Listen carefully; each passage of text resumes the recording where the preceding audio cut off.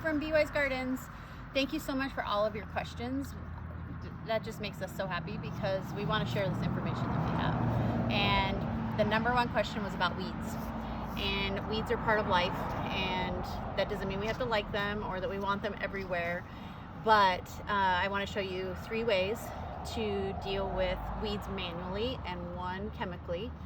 And we try to use as little like commercial chemicals as possible, because you can spray and spray and spray things and you're not dealing with the seeds that fall from those plants.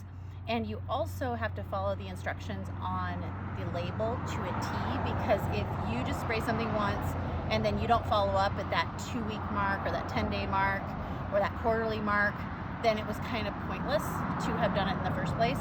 And so weeds would just keep coming back and coming back, because seeds are really viable for a long time. And so we really prefer manual weeding.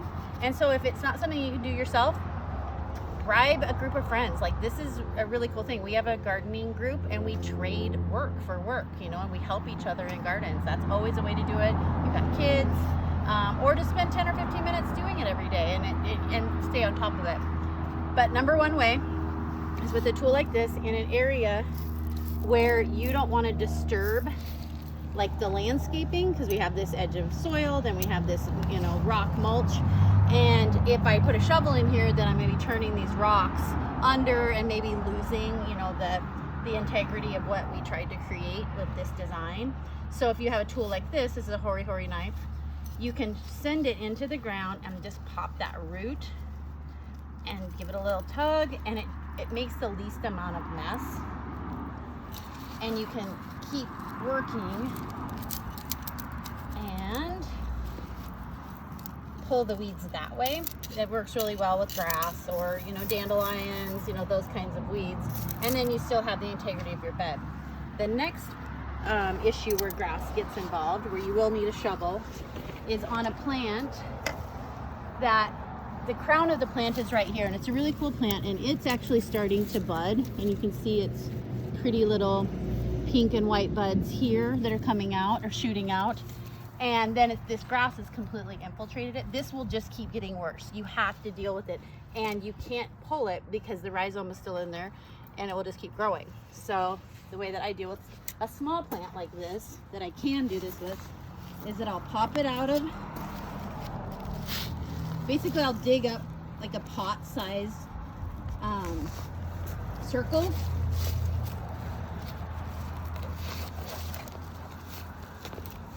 Pop it out of the ground. This is also a chance, if it is a larger plant, that you can divide it. This one isn't big enough to divide, but it's the only way to get the grass out of it. So I'll pull that out, and you don't have to be, you know, too gentle or too precious with most things. So here's the roots of this plant.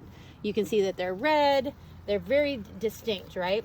The roots of the grass are white or creamy. So if you start massaging those out, you see that they come completely out of the crown of this plant. And here's the little shoot. We don't want to mess with that, but we want to get in between and massage those out of there. And you can break it up a little bit if you have to. This is a good time to do it because it's spring and the weather is nice and cool. You would not want to do this in the middle of the summer. You would wait until fall if that's what you had to do. So this grass is actually kind of wedged in the center of this. And so I am going to chop it in half because I really don't want that grass to just take hold of this. And so I'm just going to chop that thing right in half. I'll replant it. There's plenty of roots. It's nice and cool outside. And you can see the grass roots are in here, and they'll just get worse and worse. And so we want to massage those out. I'd like to know what kind of plant this is. Do you remember? Our plant tags would say that, but they all washed off. Oh, look, this is a grass root. See the difference? So that is just going to keep growing and growing. You know, I can't remember. I'm pretty sure it's a type of salvia. Do you remember? I knew it was really pretty, and maybe a penstemon. Yeah, we'll come back to that one. Yeah. All right. So then you just replant it once all the grass is out, and it's like it's brand new. Don't replant the grass with it. That's bad. And there you go. That is weed number 2. Weeding number 2. I'll grab that next. Get some knee pads. They will save your life in a lot of ways.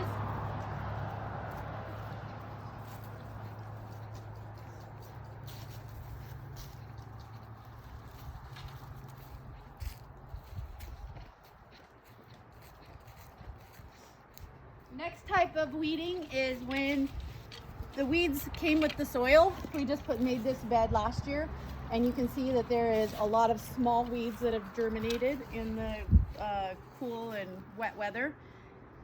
This is an awesome tool called a hula hoe. Why this is special is because it works both ways, not just a traditional hoe where you're pulling things. So this one actually goes into the soil. The soil needs to be relatively soft, not compacted, because this isn't strong enough to like rototill something. Like you want it to be relatively soft soil. And you put it in, and it goes about 2 inches down. It's a great cultivator. And it literally just either pulls them or cuts them off, which isn't the greatest for grass because the grass will regrow, but the little broadleaf weeds will not. And so then you can go through and pick all these up if you want, or if it's a nice sunny day, you can just leave them on the surface and they will dry out. And that's a super simple way to do large areas. I highly recommend this tool. I'd like to take just a second. I noticed this globe mallow over here by this rose, and the hula hoe would not work on this because this actually has a pretty deep taproot to it. And so I would use a horary knife or a shovel, and you have to manually take it out, or you're gonna have to use a chemical that. So yeah, the hula hoe would just cut that right off, and then it'd regrow. Yeah, a chemical that could translocate from the leaves into the roots, or just manually dig it out. That was pretty easy. It's still pretty young, so. And also this is actually pretty delicious in salads and stuff, so you can eat that. Exactly. That's another thing to remember, is that a ton of weeds are actually edible. Isabel and I took a class last year from a lady in Durango, Colorado, and she has a restaurant there, and they serve 90% weeds that they actually grow purposely for their restaurant. And it was such a cool class. It was like 13 weeds that grow near humans all over the world, and they're the same 13 weeds, which is really ridiculous and amazing. But she made us juice, and it was amazing. So just remember that, do a little research, because maybe you just want to throw it in your salad. As long as you haven't used chemicals and it is a organic landscape, you wouldn't want to eat 2,4-D. But so the last way to weed, or maybe the third way to weed in a million ways to weed. Follow me. You want me to tell them my glove trick? Go for it. Okay, so gloves. These things wear out in like, I don't know, a week of real gardening. And so I came up with a trick that actually preserves the gloves a little bit longer, but also preserves my hands because, they're old. Anyway, on the inside of this glove, I buy the heavy duty Nyrile gloves. Put a little bit of lotion on, put the glove on, you're giving yourself a little, spa treatment, and then I put the glove over it, and it's so much better. Plus, your hands stay relatively dry and warm, especially when it's cool weather, and it's really good for inside leather gloves, because the leather gloves get kind of sloppy, and the plastic glove inside is perfect. Anyway, back to weeding. Next thing is chemical treatment, and we're using agricultural vinegar. This is just an extra bottle that we had, and you just pour it in with a funnel, and it's usually strong enough to kill most things. You put it on the leaves and it kills off the leaves. It is a topical treatment, so it isn't going to go deep into the root system, but it can maybe help you manage things a little bit more. And depending on what you buy, they'll always have a label. Always follow the label. It will always give you, application directions and all of that. So just exactly good. And this is not the vinegar that you eat, or the vinegar that maybe you put in your laundry. This is a very strong version of vinegar, maybe the strongest. I don't know if it's 90 to 100%, but something like that.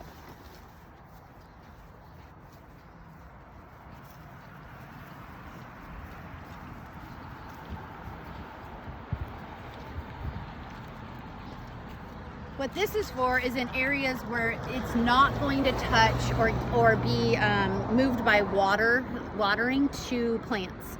So this is in between cracks of pavers or your sidewalk, which is this, driveways, that kind of thing. And you just give the leaves a super heavy dose. And usually I would use, if I was doing this for the day, I would use my like chemical pump, you know, that you pump up and then spray on things.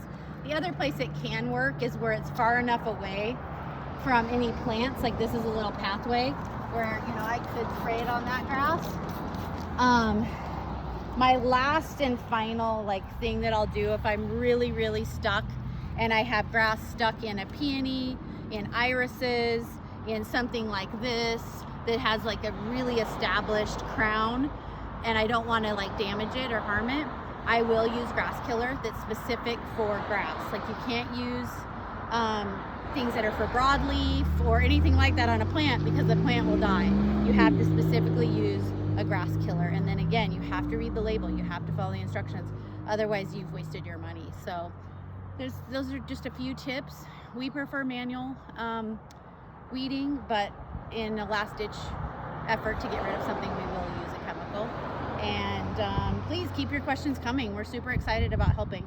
Yeah, the other thing I want to mention about weeds is if you catch them when they are flowering or before they're flowering, you can either chop those flowers off or remove the weed altogether, and then it won't propagate even more from seeds or cuttings. And that is, you got to catch the seeds, because some seeds are viable for 100 years. It's unbelievable, like goat heads and things like that. The last thing that's a real problem that I know a lot of people do have is if you have grass in a grass, you can't spray grass killer on that because it will kill your ornamental grass. I have not come up with a solution. I mean, other than digging it up and doing the method that I showed over there, but these are so large that that would make me want to cry. So what I do on these is I just keep breaking off the grass I don't want, and I just kind of have to ignore those and they blend in. So some things you're just defeated and you're just maintaining. Remember, this is about maintenance, not eradication. You cannot eradicate something that's really a vital part of our ecosystem. You just want to maintain it and find a happy balance in your gardening so that you're not feeling crazy.